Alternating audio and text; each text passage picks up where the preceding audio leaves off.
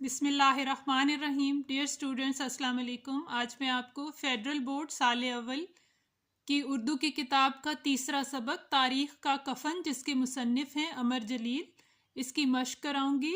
مصنف کی تکنیک، مقصد اور اسلوب پر مبنی درج ذیل سوالات کے جواب دیں.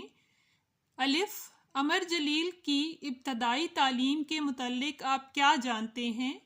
عمر جلیل نے ابتدائی تعلیم کراچی اور پھر نواب شاہ سے BA کا امتحان پاس کیا. جامعہ کراچی سے اقتصادیات اور تاریخ میں MA کیا. ب. عمر جلیل کی تخلیقات کے عمومی موضوعات کیا ہیں؟ جواب: عمر جلیل نے اپنی کہانیوں میں معاشرتی خامیوں کی نشاندہی اور اصلاح کی ذمہ داری سر انجام دی. ج. شیدی پہلی صف میں جانے کی کوشش کیوں کر رہا تھا؟ جواب: شیدی پہلی صف میں محمود صاحب کے ساتھ نماز پڑھنا چاہتا تھا. د. اس جملے کی وضاحت کریں. میں ایاز ہوں. میں ایک ہی صف میں کھڑا ہو کر محمود صاحب کے ساتھ نماز پڑھوں گا.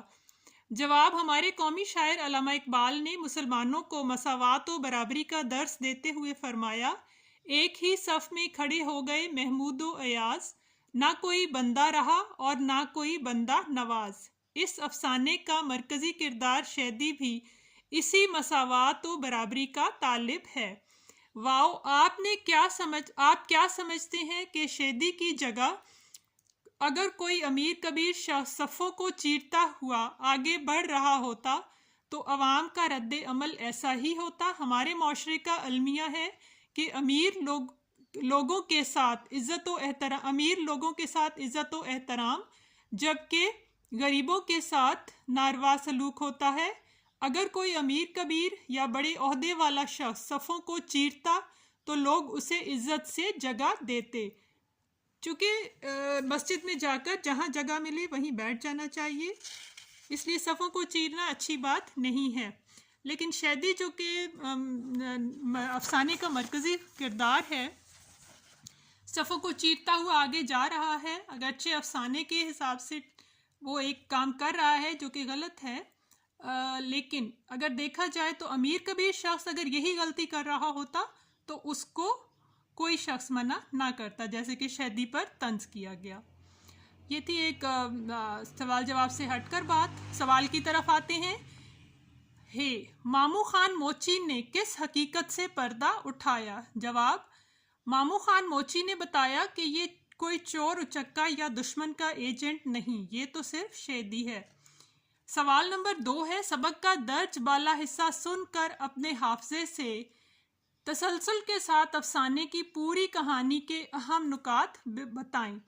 یہ آپ کی کتاب میں سوال نمبر 2 میں ایک اقتباس دیا گیا ہے جو شروع ہو رہا ہے: پہلی کتار میں ملک کے نامی گرامی اور جانی پہچانی شخصیت ہر دل عزیز مشہور و معروف جناب محمود صاحب موجود تھے.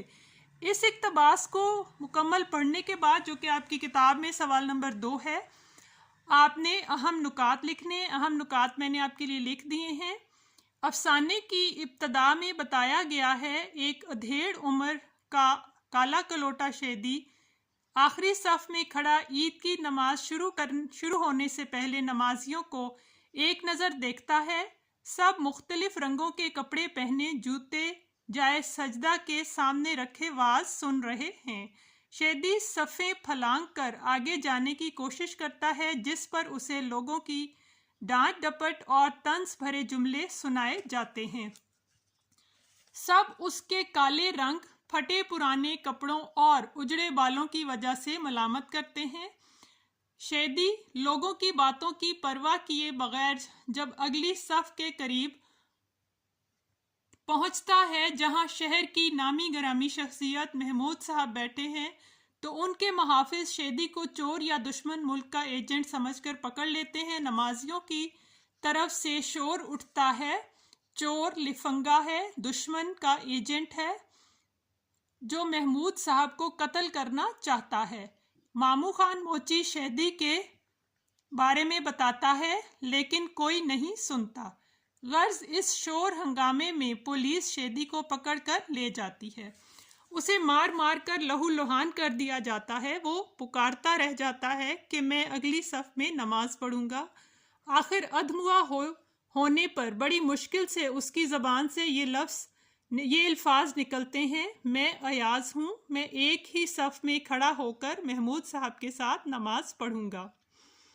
یہ تھے اہم نکات۔ سوال نمبر 3، درج ذیل اقتباس کو ڈرامائی شکل میں ادا کریں۔ یہ آپ کے صرف آپ نے ڈرامائی شکل میں ادا کرنا ہے سوال نمبر 3 کا اقتباس۔ سوال نمبر 4 ہے، عمر جلیل کے افسانے کا ذاتی اور معاشرتی زندگی سے تعلق قائم کریں۔ اگر ہمیں اس طرح کی صورتحال درپیش آ جائے تو ہمارا رد عمل کیا ہوگا؟ نیز عمر جلیل کے ادبی اسلوب اور اس کے امتیاز کا فہم حاصل کریں۔ پہلی بات پوچھی گئی ہے کہ ہمارے ساتھ ایسی صورتحال پیش آ جائے تو ہمیں بھی شیدی کی طرح انتہائی تکلیف ہوگی کہ ہمارے معاشرے میں سب کے ساتھ برابر سلوک ہونا چاہیے۔ دوسرا، عمر جلیل کا ادبی اسلوب سادہ، عام فہم اور جذبے اور تاثر سے بھرپور ہے۔ انہوں نے بڑے دلکش انداز میں معاشرتی ناہمواریوں اور ناانصافیوں کا ذکر کیا ہے جو عام افسانوں سے امتیازی حیثیت رکھتا ہے۔ سوال نمبر 5 ہے، تاریخ کا کفن آپ نے پڑھا، اس میں موجود مندرجہ ذیل معلومات اخذ کر کے انہیں اپنے الفاظ میں لکھیں۔ الف، لوگوں کے جمع ہونے کی وجہ عید کی نماز ادا کرنا اور خطبہ سننا۔ ب، لوگوں کے لباس کے مختلف رنگ عید کے حوالے سے نئے اور مختلف لباس پہننا۔ جیم، شیدی کے حوالے سے ایکٹر چھاپ نوجوانوں ادھیڑ عمر شخص، نمائشی قسم کے نوجوانوں نے نہ صرف شیدی بلکہ ادھیڑ عمر شخص سے بھی بدتمیزی کی۔